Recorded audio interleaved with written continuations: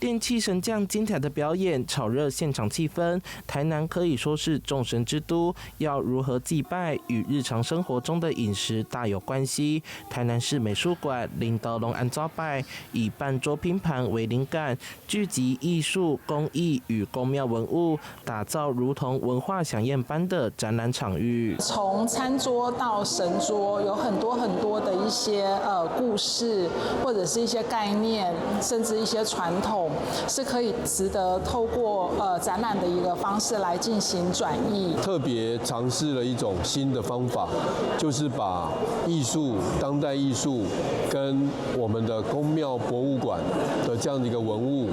以及呢跟我們的文創商品的 IP 做了3條線、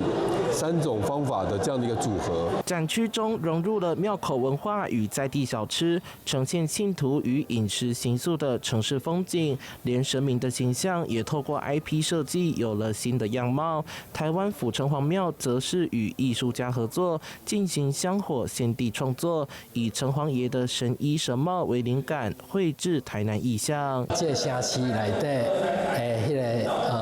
古蹟啊，還是伊個水文啊，吼，啊，伊攏來呈現你這個圖像，吼，啊，要讓人知影，